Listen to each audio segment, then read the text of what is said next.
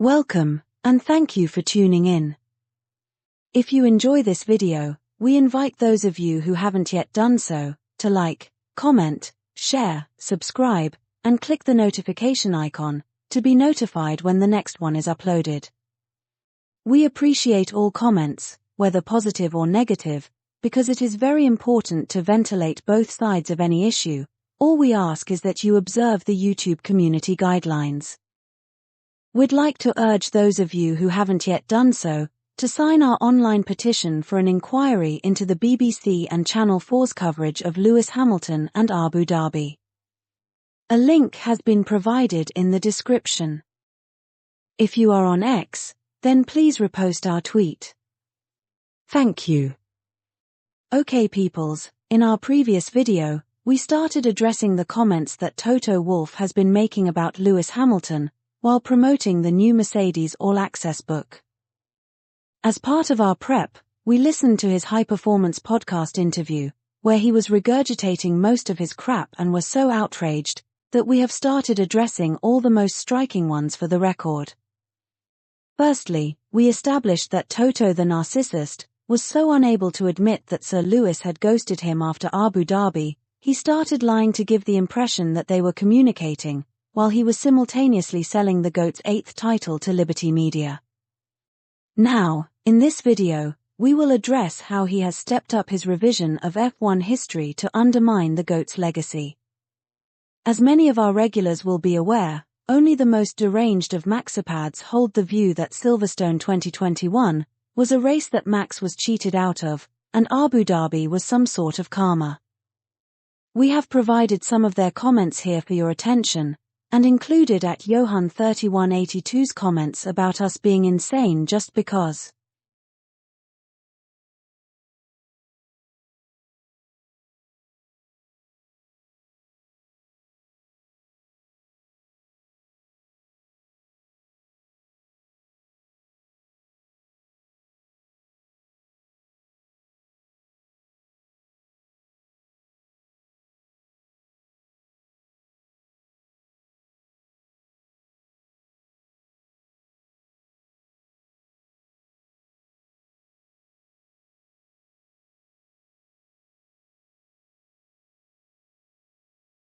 Anyway, we never thought the day would come when Toto and Mercedes would lead the deranged argument that Silverstone balanced out Abu Dhabi.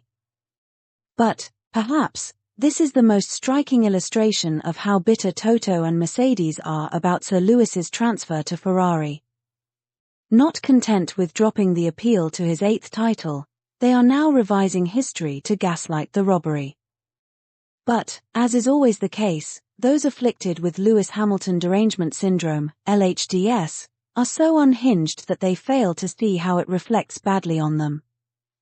Well, let us show you how often this infected Toto has turned and twisted about Silverstone over the years. To recall, this was the race in which Max ended up in hospital after hitting the wall when he messed with the GOAT. This was the race in which the FIA that had said let them race, when Crashtappen barged Charles out of the way to claim victory in Austria the previous year, gave Sir Lewis a 10-second penalty, for what everyone but Maxipads considered a racing incident. A race that Sir Lewis went on to win despite the penalty. A race that led to the torrent of racist abuse that was unleashed on Sir Lewis, in the wake of the inflammatory rhetoric from Karen Horner and Red Bull. At that time, Toto and Mercedes defended Sir Lewis and held the view that the penalty was not deserved. But, many have argued that that defense was less than forthright, and paved the way for all the things that have happened in F1 subsequently.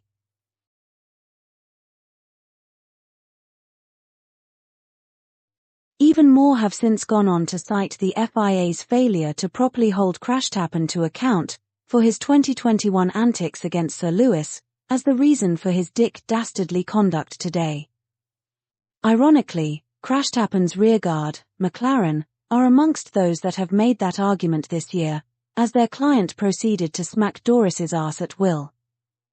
But guess who else has made this argument?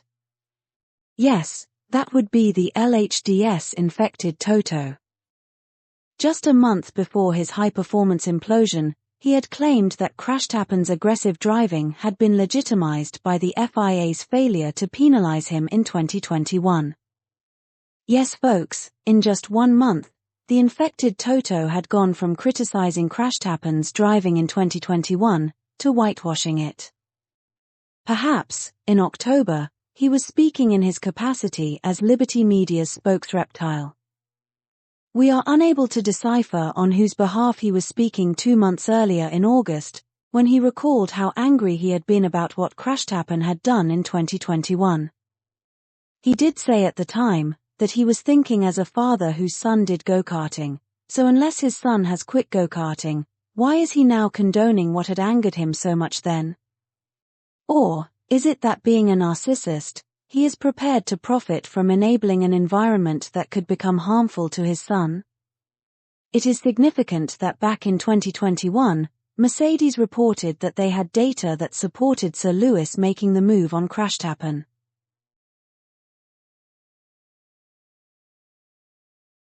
They also argued that the GOAT was sufficiently alongside for Crashtappen to have given him racing room. Oddly enough, Sir Lewis was able to execute the same move on Charles later on in the race without the drivers colliding, so guess that is conclusive proof of why Crashtappen is aptly named. But this is not about Crashtappen, this is about Toto and Mercedes, and how they have gone from their lukewarm defense of Sir Lewis in 2021 to robustly leading the campaign to revise history, just because the GOAT they didn't want is moving to Ferrari. It appears that for those afflicted with LHDS like Toto and Mercedes, the truth is whatever undermines Sir Lewis. To further illustrate how deranged Toto has become, he attempted to whitewash Monza as well. Yes, that would be the race where Sir Lewis's life was saved by the halo. The race that everybody but Martin Brundle blamed Crashtappen for.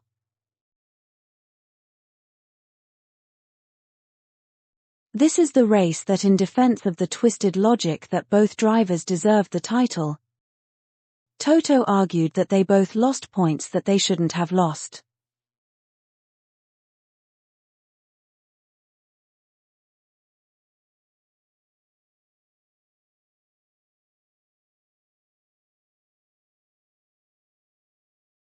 Like most maxipads, Toto's arguments are conclusions in search of justification.